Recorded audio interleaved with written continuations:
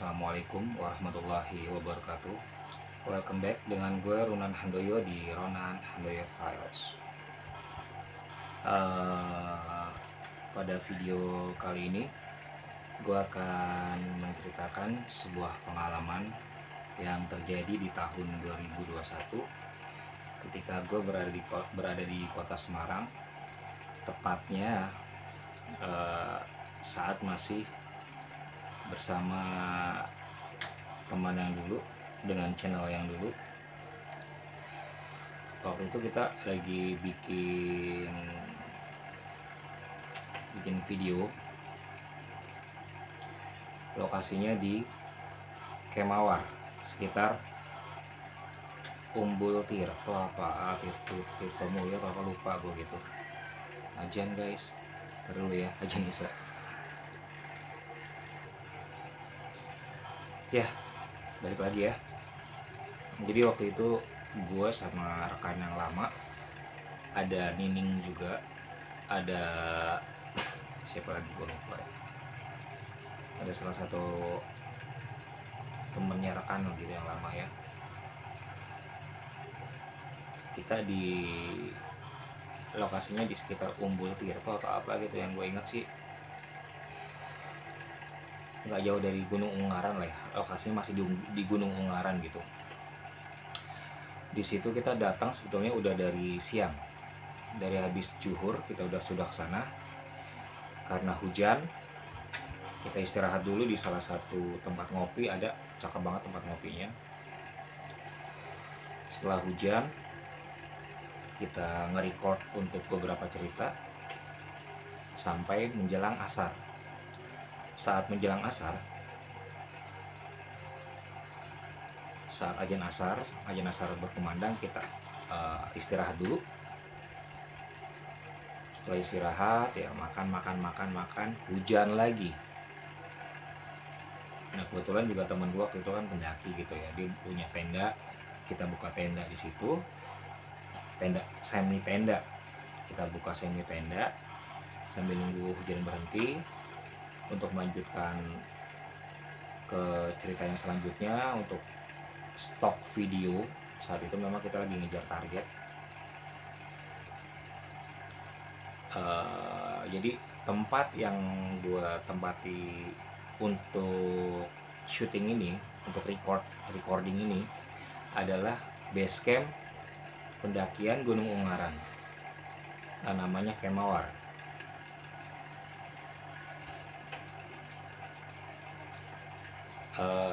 Jadi di situ sebetulnya gue udah banyak banget nih, banyak banget sosok-sosok yang mulai mendekat, mulai berinteraksi, tapi gue blok dulu.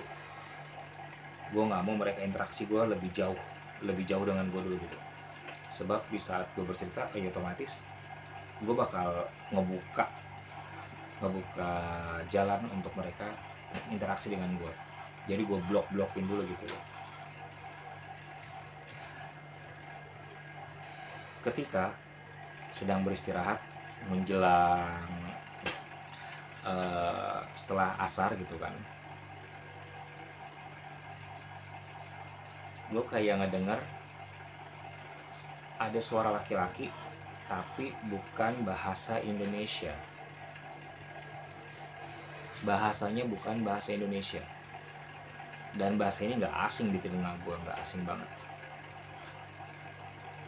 Bahasa Jepang.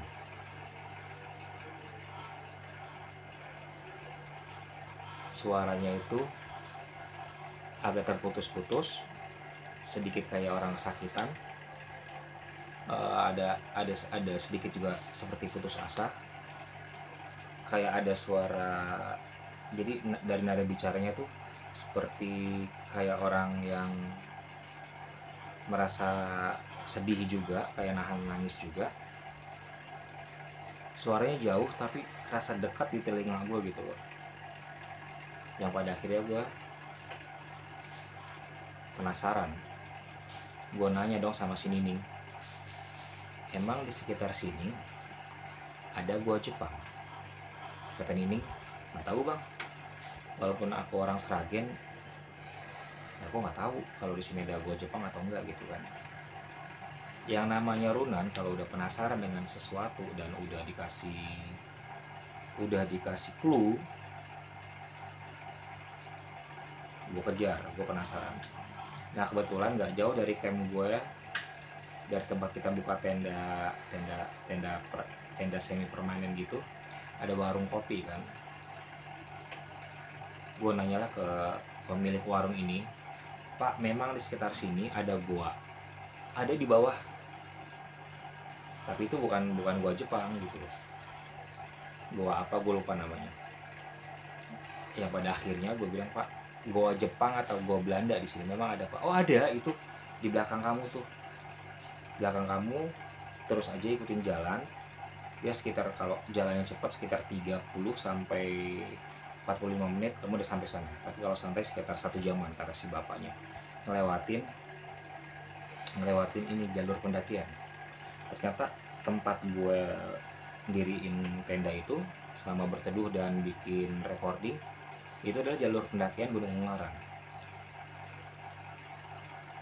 Karena situasinya sudah sore, ya hampir jam 4, kata si bapaknya, tapi ini sudah sore mas, biasanya dia jam 4 udah tutup itu guanya. Cuma bilang aja si masnya lagi ngecamp di Camp Mawar, pasti boleh masuk. Ya sekarang gini, gue ada di situ jam 4 sore, perjalanan tuh setengah jam sampai 1 jam kalau cepat, setengah jam sampai 40 menit kalau cepat, kalau lama 1 jam. Berarti gue sampai sana sore jam 5 dong. Cuma karena gue penasaran, gue balik dulu, balik sama teman-teman gue, balik sama Nining. Suara laki-laki Jepang ini terus ngoceh di telinga gue.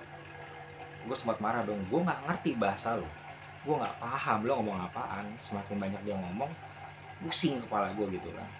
Sampai yang pada akhirnya, oke, tunjukin lo di mana.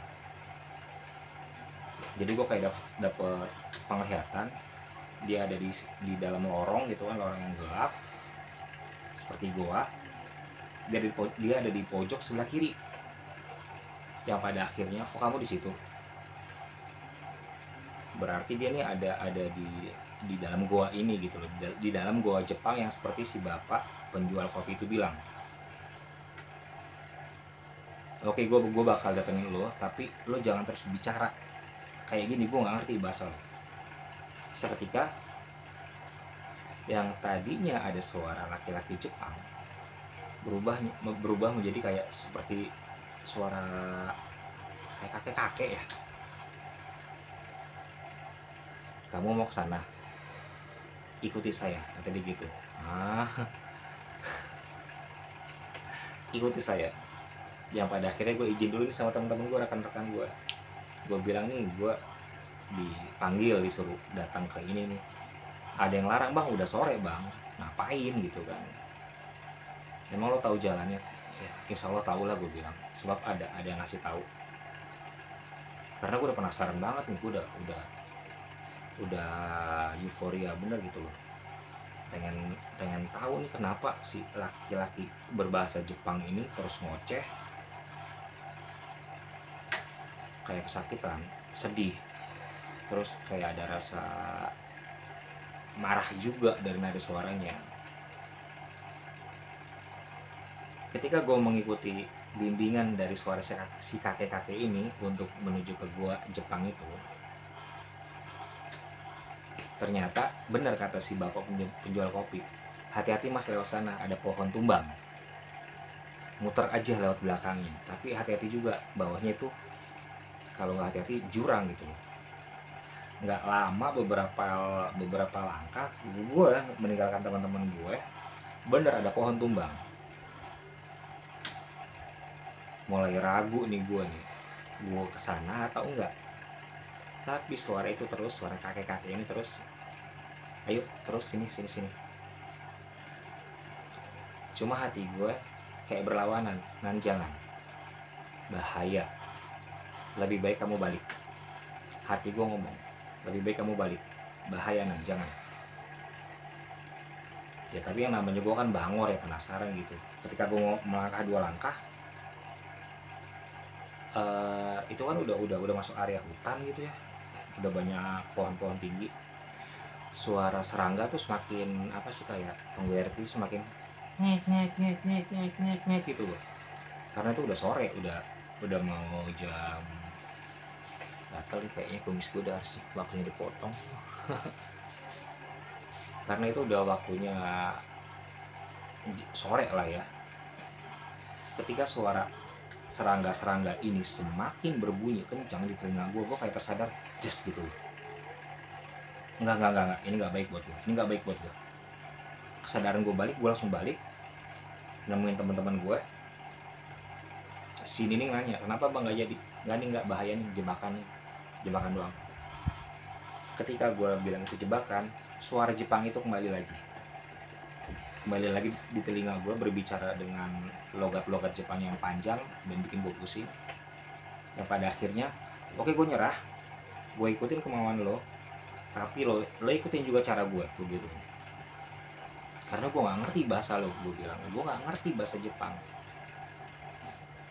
Yang pada akhirnya gue bikin semi papan Oija. Kebetulan saat itu nggak ada pulpen, nggak ada kertas juga. Yang alhamdulillahnya gue bawa handphone nih, walaupun nih handphone udah bergudul gitu ya, udah busuk, ada manfaatnya juga. Di memo, ini kan ada memonya nih.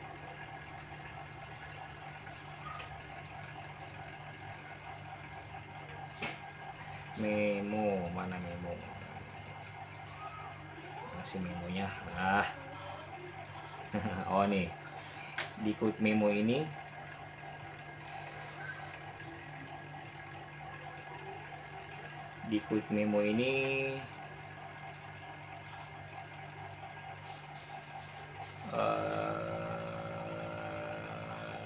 aman ya. Di quick memo nih,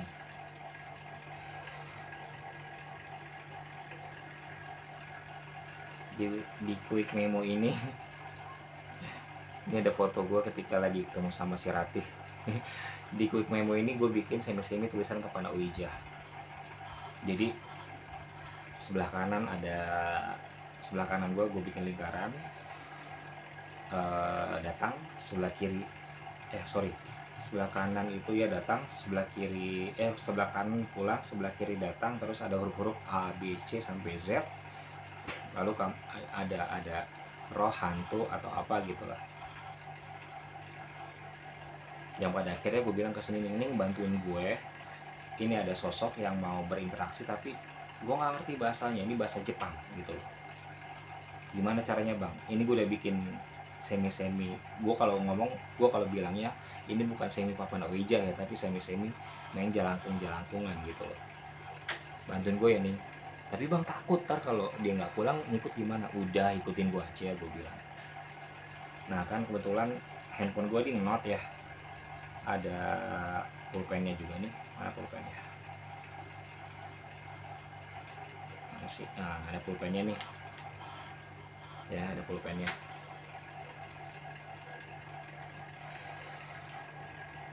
Nah ini nih,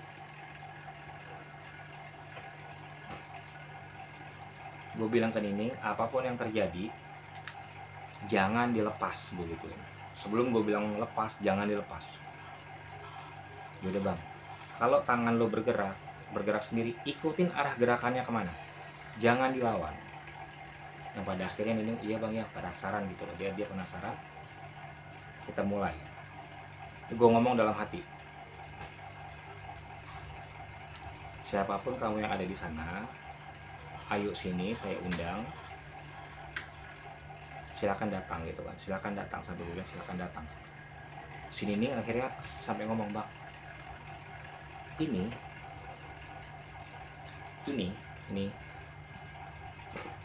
nih, kita kan megang dua gini nih, megang dua begini nih, megang dua begini. Ini Nining nih, gue megang begini dua gitu ya. Akhirnya kata Nining, Ini gue sengaja awalnya gue taruh tengah-tengah begini. Kata Nining, bang bergerak bang, kayak ada yang narik. Ikutin Ning, jangan dilawan. Abang kali ngerakin, enggak, santai. Gue bilang jangan ditekan Ning, relaxing, tangan relax, jari relax, ikutin arahnya mau kemana gitu kan. Yang pada akhirnya seret ke arah datang. Kedengaran lagi nih pakai bahasa Jepang ya, yang pada akhirnya gue ngomong dalam hati, saya tidak paham bahasa kamu, tapi saya akan berdoa semoga di saat kamu bicara hati saya diberikan kemudahan untuk memahami apa yang kamu bicarakan gitu loh. Tiba-tiba karena dia udah masuk ke arah datang, seret datang. Gue nanya, kamu siapa? Gerak lagi nih, gerak sambil agak sedikit bergetar. Kata ini, bang, ikutin nih, jangan dilawan. Bergeraklah pensil ini ke arah huruf G, terus H, terus O, N, U, J, I. Kaget gue bilang ulangi, G, H, O. Makin awalnya kan lambat, tiba-tiba yang kedua agak cepat, G, H, O, U, N, J, I gitu. Apa nih? Ingat gak nih? Gonuji. Akhirnya tuh dari dua kata itu, ingat-ingat ya Ning, jangan sampai lupa dua kata itu nih, antara gunji atau gonuji. Udah tuh pas di huruf I dia stop, lalu datang, dia ini bergerak lagi ke arah datang, seret gitu kan. Ya gue iseng nanya, kamu ini hantu atau memang arwah, gue bilang. Dia nulis nih, A, R, W, H, A, terus muter. Setelah itu dia muter, ini muter, kayak muter gitu. Kata ini, bang ini kenapa? Stop. Ini ada yang lain nih, ada yang lain yang mau gabung, gue bilang. Jangan ganggu, saya hanya butuh satu, begitu. Karena muter lama udah gak kondusif. Ya pada akhirnya gue bilang, kamu balik, cukup, kamu balik. Pensil ini bergerak ke arah seret kembali. Nah, tau langsung lepas. Kayak ini kayak berontak gitu, kayak. Nah, mana? Nah, ya mana sih? Ya penanya hilang, ntar deh. Jadi penanya tuh kayak mental, tak gitu loh. Si Nining juga kaget. Nah di saat kaget itu gue nanya ke Nining, masih inget nggak tadi kata-kata dia apa? Kalau nggak salah antara gonuji atau gunji. Buru-buru gue tulis di note gitu kan, gunji atau gonuji. Pulang ke kos-kosan gue share di Instagram. Ada yang bisa bahasa Jepang nggak? Apa artinya gunji atau gonuji? Saat gue coba Google Translate, di situ ternyata tertulis, ini yang bikin gue speechless ya. Arti dari gonuji atau gunji itu adalah tentara atau pasukan.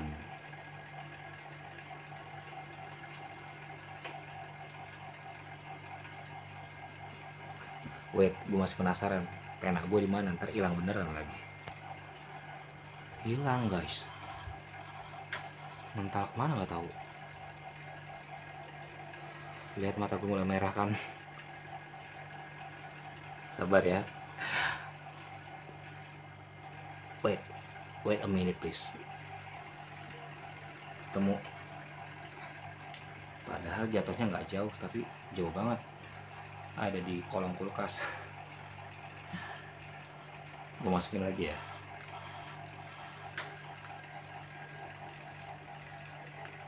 Kita balik lagi.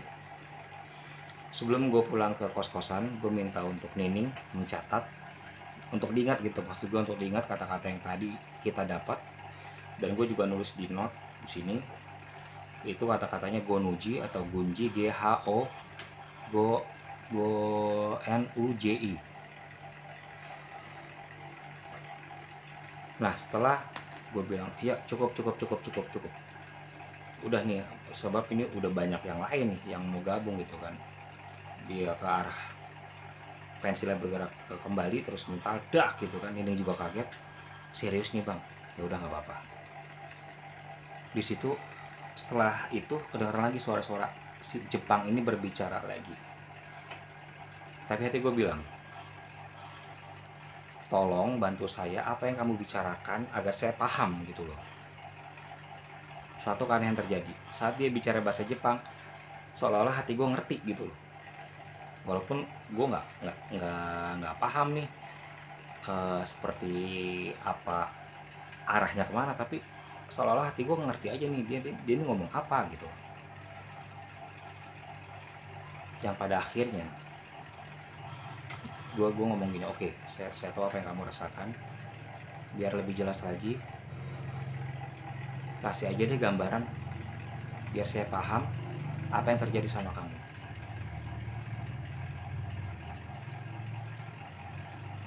Yang pada akhirnya jebret, gue kayak kaget gitu, gue gue gue langsung kayak mematung gini kan. Gue seperti ngeliat masa lalu, ada seorang anak muda Jepang umur sekitar 22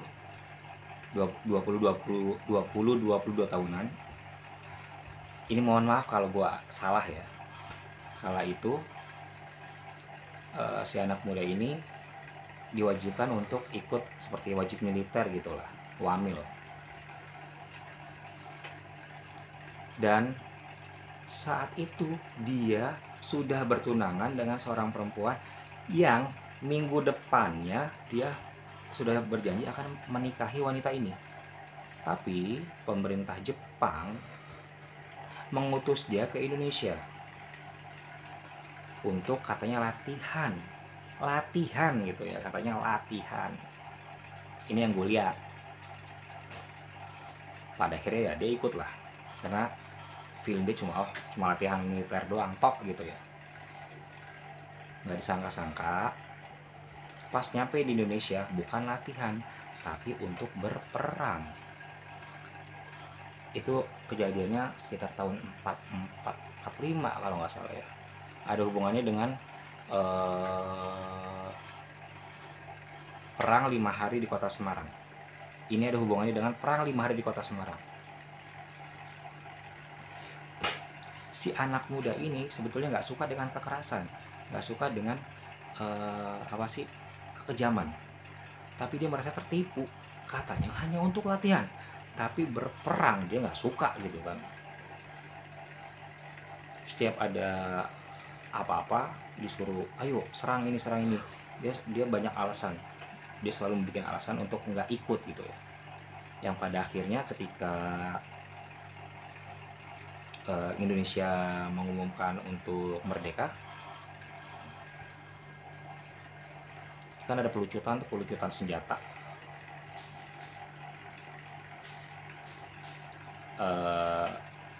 Si anak muda ini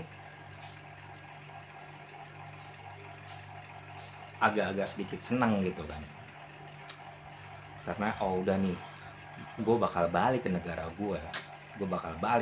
gue menemui calon istri gue gitu. Tapi apa yang terjadi?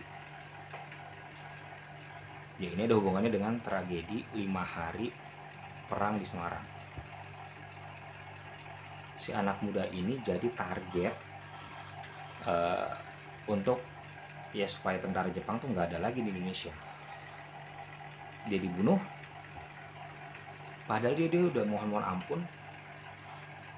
Dia nggak lancar bahasa Indonesia, nggak bisa bahasa Indonesia, dan dia udah mohon ampun jangan dibunuh gitu kan, dengan bahasa Jepangnya.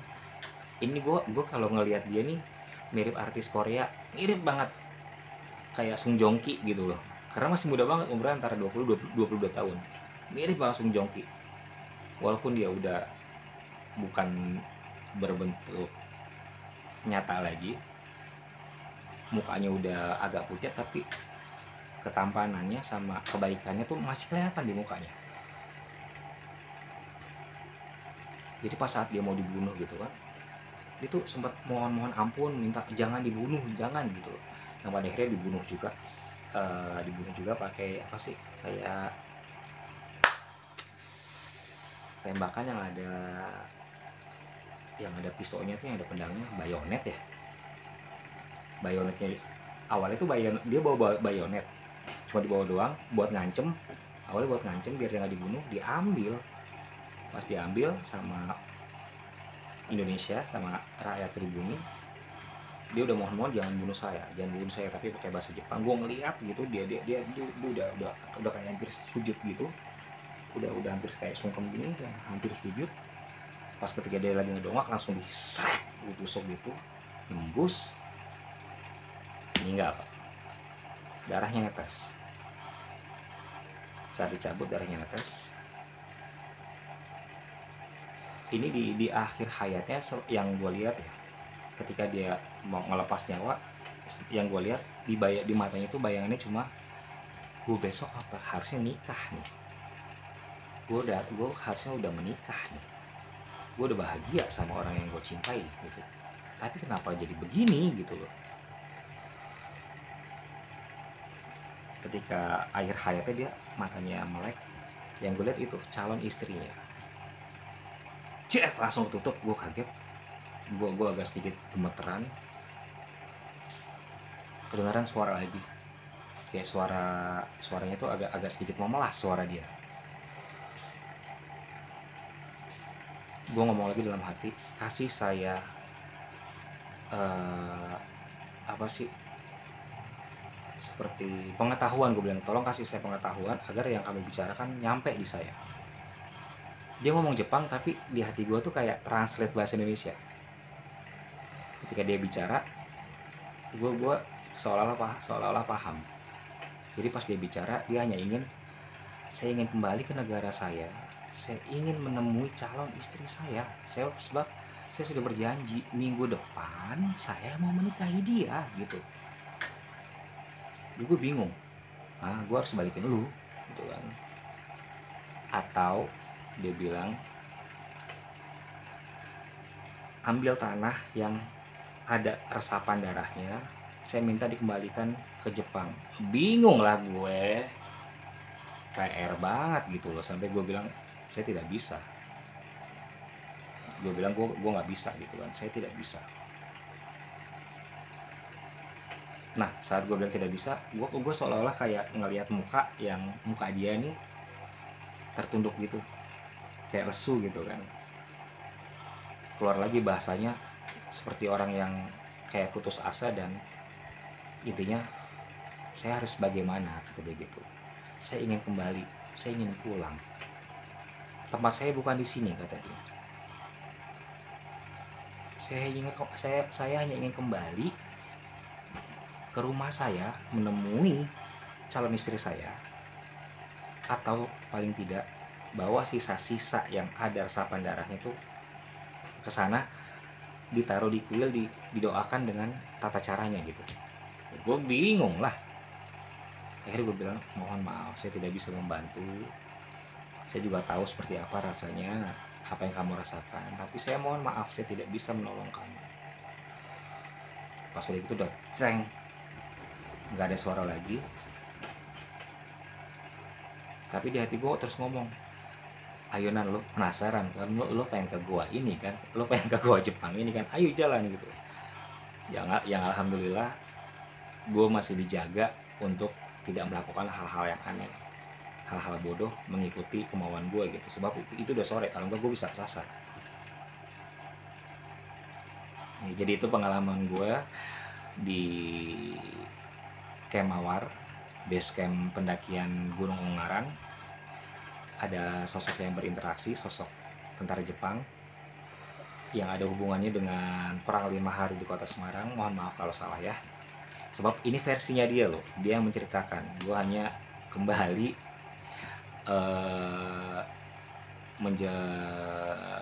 menjabarkan apa yang gue lihat dan versi dia gitu. Jadi dia adalah sosok anak muda umur 20-22 tahun yang sudah bertunangan, harusnya minggu depan dia menikah, tapi wamil, wajib militer, dikiranya ke Indonesia untuk latihan, nyatanya ikut berperang, dan ternyata dia tidak suka kekerasan, tidak suka pembunuhan, terbunuh di sini.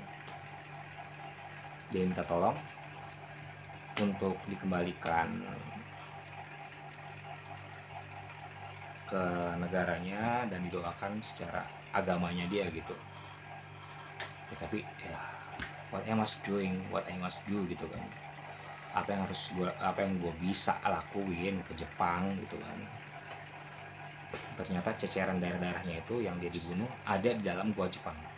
Jadi ketika itu dia lari ke gua ini untuk bersembunyi di gua Jepang ini. Sosoknya ada di sebelah kiri lorong kalau nggak salah, sebelah kiri lorong. Dia ngasih taunya di sebelah kiri lorong gitu. Dan padahal gue belum pernah ke gua ini ya, tapi gue dikasih gambarannya, panjangnya segini, lebarnya segini, terus saya ada di sini gitu. Kamu harus ke sini kata dia. Sosoknya itu tampan, cakep, kayak aktor Sung Joong Ki gitu ya. Jadi intinya dia hanya minta dikembalikan, dipulangkan ke negaranya, ingin bertemu dengan calon istrinya. Mungkin calon istrinya udah meninggal juga kali ya, karena itu tragedinya sekitar tahun 44-45an. Mohon maaf kalau salah ya. Ini pas menjelang kemerdekaan. Kalau nggak dikembalikan ya tolong tanah yang ada resapan darah dia tuh dibawa ke sana, terus ditaruh di kuil, didoakan dengan secara dia. Ya, jujur gue nggak bisa bahasa Jepang gitu kan. Tiba-tiba dia nulis di note handphone gue ini, gue bikin semi wija. Ya dia nulis Gonuji atau Gunji. Ternyata itu bahasa Jepang kuno yang artinya adalah tentara atau pasukan. Yang alhamdulillah sedikit-sedikit, walaupun satu kata gue sekarang agak paham bahasa Jepang karena gue dikasih boneka yang isinya ada arwah. Awalnya itu namanya lupa karena udah jarang interaksi sih semenjak ada temennya tuh satu. waktu dia sendirian, dia ngoceh terus pakai bahasa Jepang sama gue ketika gue lagi baca komik lucu. Kan gue ketawa sendirian nih, tiba-tiba dia ngomong warat tadi suka gitu kan. Bingung dong gue gue langsung buka Google Translate yang artinya ngapain lo senyum-senyum, ngapain lo ketawa-ketawa. Lucu, gue tunjukin aja ke boneka ini, nih lucu komiknya. Gue juga seperti nggak dengar suara kayak gini gitu. Oh, ada Ayumi, ada ini, aduh satu lagi lupa gue karena udah lama banget gak interaksi nih namanya. Ayumi sama, ntar deh kalau gue pulang gue tanya siapa namanya. Yang jelas dia dari Hokkaido apa Osaka ya, lupa gue. Kalau yang agak tua yang umurnya sekitar 25-30an, dia itu dulunya adalah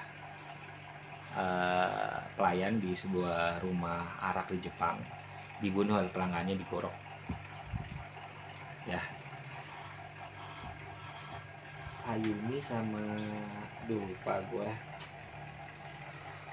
yang agak tua siapa namanya ya, ngeblank nih, udah banyak banget dari belakang yang datang, pusing gue.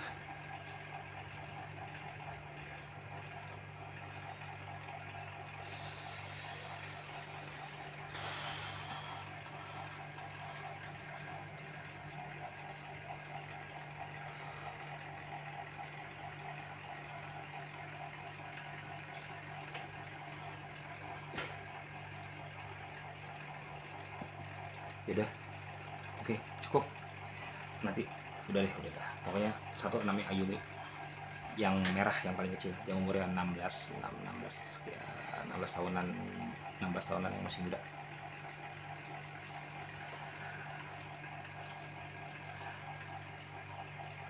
Itu aja ya, udah gue udah gak kuat. Jadi gue ketemu sosok bernama sosok yang dia tuliskan Gonuji atau Gunji, yang artinya tentara atau pasukan. Dia berumur 22 tahun. Dia nggak suka kekejaman, dia nggak suka pembunuhan, dia nggak suka peperangan. Dia ingin dikembalikan ke negaranya. Dan ini ada hubungannya dengan perang 5 hari di kota Semarang ya. Terima kasih buat Nining yang asli orang Sragen. Terima kasih buat Kemawar, videonya bagus banget. Terima kasih buat Mbak Wi, buat Asep.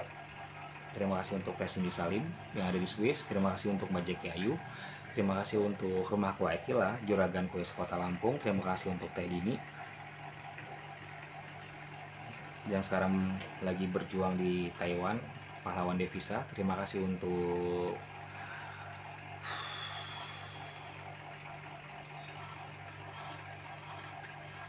siapa lagi yang belum gue sebut nih, banyak ya.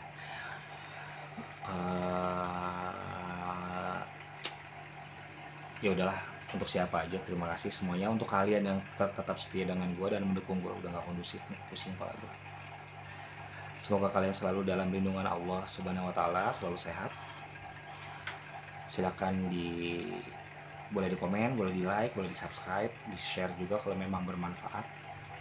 Gue Runang Handoyo. Wassalamualaikum warahmatullahi wabarakatuh. Sayonara. Setelah gue closing, gue baru ingat namanya siapa. Satu Ayumi yang terbunuh di Gorok itu namanya Aiko.